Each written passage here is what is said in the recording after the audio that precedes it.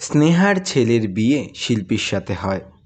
শিল্পী যৌতুকে সেই সমস্ত জিনিসপত্র নিয়ে আসে যেটা আগের থেকেই তাদের বাড়িতে ছিল। এই জিনিসগুলো তার বাবা তাকে দিয়েছিল। আরে শিল্পী, আমার টিভি সরিয়েছো কেন? কেন সরিয়েছি মানে, এটা বড় আর একটা আপডেটেড টিভি, তার জন্য। স্নেহা রেগে যায় এবং সেই বড় টিভিটার পাশে পুরানো জামানার ছোট টিভিটা রেখে দেয়। বৌমা, তোমার মতো আমি আরো অনেককে দেখেছি যারা নতুন জিনিস বাপের বাড়ি থেকে নিয়ে এসে পুরানো জিনিসগুলোকে ছোট করে। সে তোমার যা করার করো, যা বলার বল, কিন্তু কোনো অতিথি হাসলে হাসাহাসি করবে, বলবে একই জায়গায় দুটো টিভি। যার হাসার সে হাসুক, কিন্তু দুনিয়াও তো দেখুক তুমি একাও না, আমিও বাপের বাড়ি থেকে অনেক জিনিসই নিয়ে এসেছিলাম। আস্তে আস্তে সব জিনিসের সাথে এরকম হতে থাকে। ড্রয়িং রুমে একই সাথে দুটো সোফা রাখা থাকে, একটা নতুন আলিশান আর একটা পুরানো কাঠের। শিল্পী স্নেহার এই সমস্ত কারণে খুবই দুঃখী হয়ে পড়ে। একটা টিভিতে রামায়ণ চলে আর একটা টিভিতে ফিল্মি গানে, এবং দুটোরই সাউন্ড এত বেশি কেউ একটাও শুনতে পারবে না। বাড়ির বাকি সদস্যরাও এই জিনিসগুলোর জন্য চিন্তিত হয়ে যায়। একদিন স্নেহার বোন তাদের বাড়িতে আসে এবং তাদের বাড়িটা দেখে সে হয়রান হয়ে যায়। কোথাও পুরানো ফ্রিজের বদলে নতুন ফ্রিজ, কুলারের ঠিক ওপরেই এসি। স্নেহা, তুই বাড়ির এটা কি অবস্থা বানিয়ে রেখেছিস?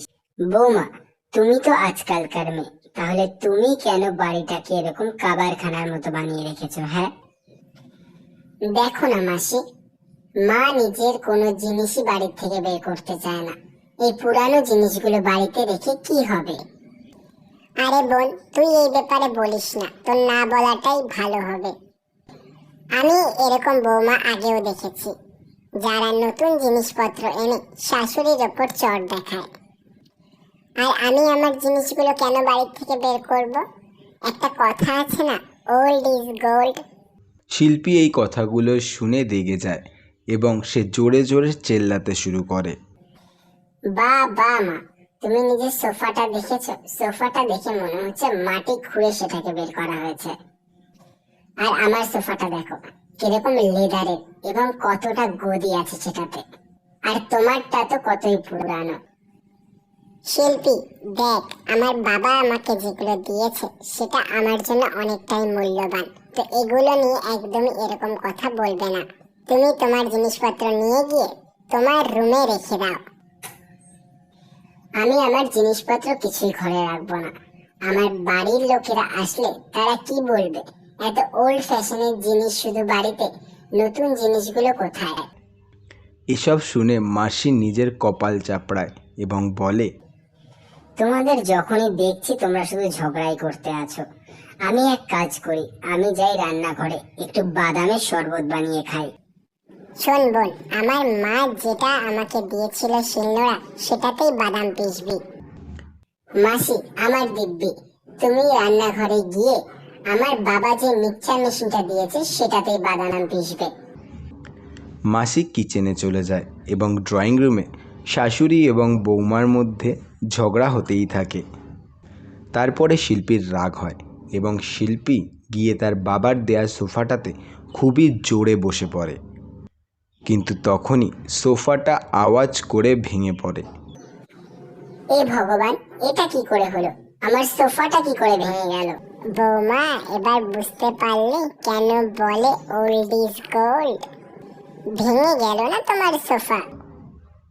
তারপরে রান্নাঘর থেকে জোরে একটা আওয়াজ হয় আর মাসি ধোয়া ধোয়া মুখে বাইরে বেরোয়।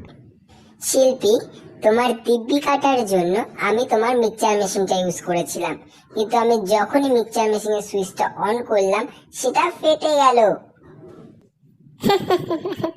আরো ভরসা করো আজকালকার জিনিসগুলোর উপরে। আমি তো বোন তোকে আগেই বলেছিলাম, যদি মার দেয়া শিল বাটনাটায় যদি তুই বাদাম পিসতি তাহলে এগুলো হতো না। বৌমা, যখন সব জিনিসগুলোই বাড়িতে ছিল তখন কি দরকার ছিল তোমার বাপের বাড়ি থেকে এতগুলো জিনিস আনার? তাছাড়াও বৌমা, আজকালকার দিনে শুধু তারাই পণ্য নেয় যাদের নিজেদের কোনো ক্ষমতা থাকে না। আমারই ভুল মা, আসলে আমার বোঝা উচিত ছিল যে তোমরা তো আমার বাবার কাছ থেকে কিছুই চাওনি, কিন্তু আমি লোক দেখানোর জন্য এতগুলো জিনিস বাপের বাড়ি থেকে নিয়ে এসেছি। আমারই ভুল মা, আমি তোমাকে বুঝতেই পারিনি। আমাকে মাফ করো মা। এরপরে বাড়িতে নতুন জিনিস তখনই আসবে যখন পুরানো জিনিসগুলো নষ্ট হয়ে যাবে।